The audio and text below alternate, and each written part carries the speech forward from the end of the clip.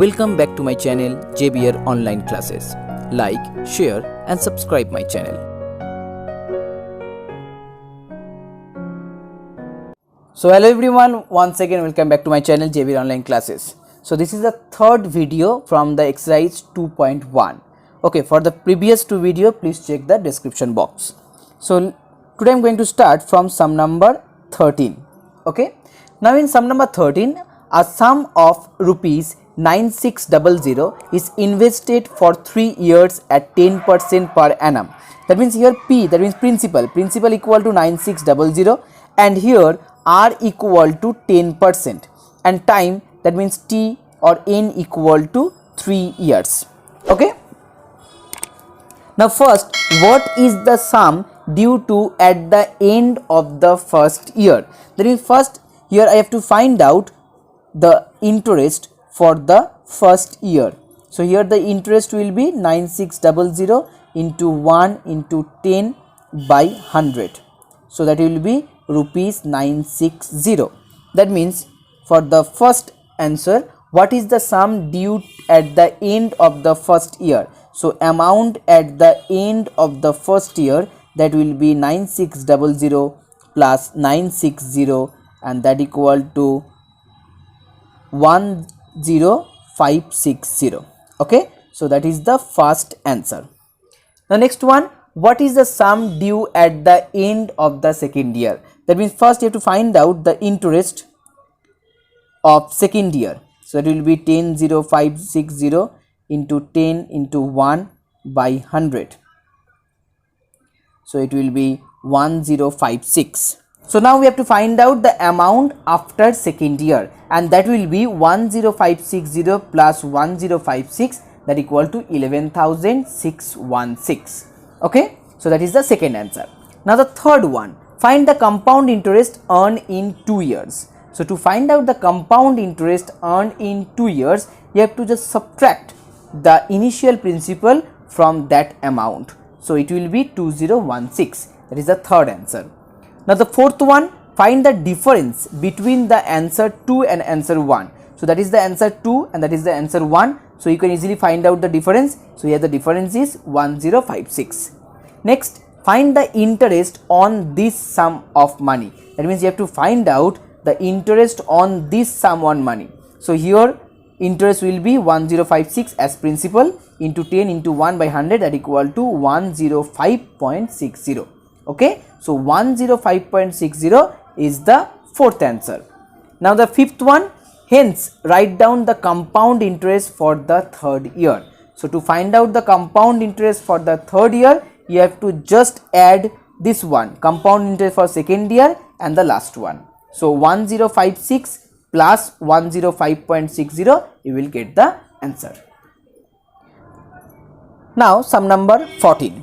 The simple interest on a certain sum of money for 2 years at 10% per annum is rupees 1600. Okay, so let the principal be P, then P into interest into year by 100 and that equal to 1600. So from that equation, here P equal to 1600 into 5 and that becomes 8000. Okay, so here the principal is 8000. Find the amount due and the compound interest on this sum of money at the same rate after 3 years, interest being counted at annually. Okay, so that means first here you have to find out the interest for the first year. Okay, so interest for the first year, that equal to 8000 into 10 into 1 by 100. So obviously it's rupees 800. Okay, that means amount after first year, it will be 8000 plus 800, so 8800. Now next one, interest for second year, so that will be 8800 into 10 into 1 by 100, so it's rupees 880. That means amount after second year, that equal to 8800 plus 880. Okay, and that equal to 9680. Okay, so 9680 is the amount after second year. Now next one, interest for third year. So interest for third year, that will be 9680 into 10 into 1 by 100. So it will be rupees 968. Okay, so rupees 968 is now the interest for third year. Now next you have to find out the amount after third year, and that will be 9680 plus 968, and that equal to rupees 10648. Okay, so 10648 is the amount after third year, and that is the first answer. Now next one, you have to find out also the compound interest. Okay, so here the compound interest equal to 10648 minus 8000. So that equal to 648, and it's 2. 2648 is the compound interest. That is the first answer. That is the second answer. Now sum number 15. Vikram borrowed rupees 20,000. Vikram borrowed rupees 20,000 from a bank at 10% per annum simple interest. He lent it to his friend Venkat at the same rate but compounded annually. Find his gain after 2 whole half years. Okay, so at first Vikram borrowed rupees 20,000 from the bank at simple interest. So first find out the interest, simple interest of rupees 20,000 at the rate of 10% for 2 whole half year, means 5 by 2 by 100. Okay, so that equal to here 200 into 10 into 5 by 2. So that equal to 25 into 200. So that becomes 5,000. Okay, so 5,000 is the interest after 2.5 years. So that means amount equal to 20,000 plus 5,000, that equal to 25,000. So 25,000 rupees he have to pay the bank, okay, after 2.5 years. Now Vikram lent this money to his friend Venkat at the compound interest annually. Okay, so now you have to find out the compound interest. So here 2.5 years. So that means first interest for the first year, that will be 20,000 into 10 into 1 by 100. So that equal to 2,000. Then amount will be after first year, that equal to 22,000. Again interest for the second year, that equal to 22,000 into 10 into 1 by 100. So that equal to 2200. Then amount after second year, that will be, just add this one, so 24200. Okay, 24200, that is the amount. So that means now next one, interest for next 6 months. Okay, 6 months means half year, as 2 whole half years. So first year, second year, after that half year, that becomes 2 whole half year. So that will be 24200 into as 5 into half. 5 as 10% for the annually, so 5% for the half year, and that equal to here this 100. Sorry, this one equal to 1, not half. Okay, so 24200 into 5 into 1 by 100. So it becomes 242 into 5, and that equal to 1210. Okay, so the amount will be after 2.5 year, the amount will be 24200 plus this one. So it becomes 25410. Okay, so at the simple interest, the amount will be 25,000, and at compound interest, the amount will be 25,410. So now you have to find his gain after 2 whole half years. So here the gain will be this one minus this one, that means rupees 410. So rupees 410 is the profit of Vikram.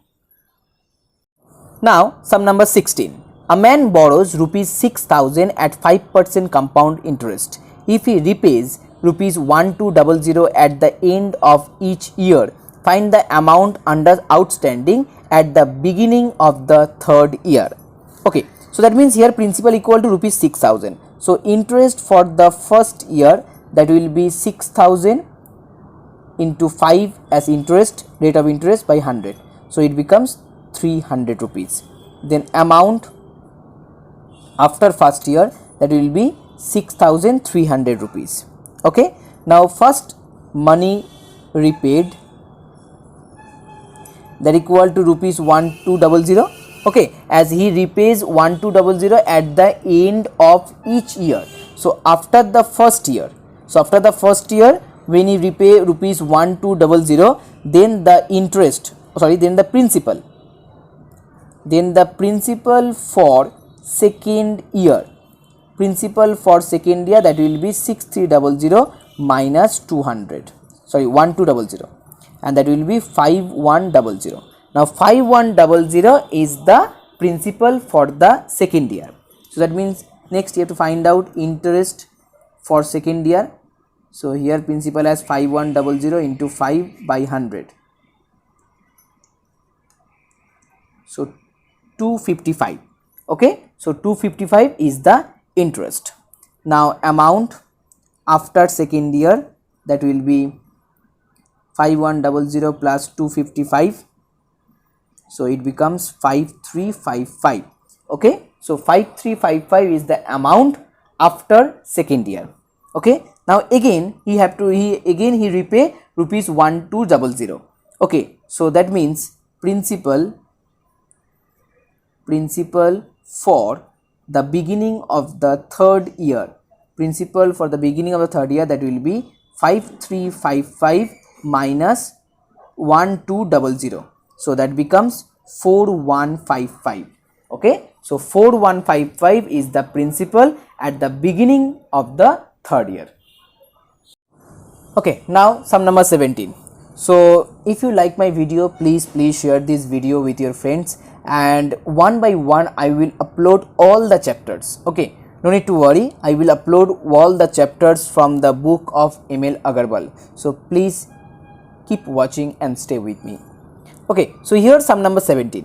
Mr. Dubey borrows rupees 1 lakh from the State Bank of India and 11,000 per annum compound interest. Sorry, 11%, not 11,000, it's 11%.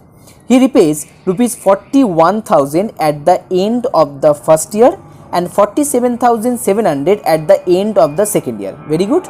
Now find the amount outstanding at the beginning of the third year. Okay, so here the first principal, that is 1 lakh. Okay, so it's 5 zeros. Okay, now interest for the first year. So 1 lakh rupees, another one, as the interest 11%. So that will be 11 3 zeros. So 11,000. Then amount after first year.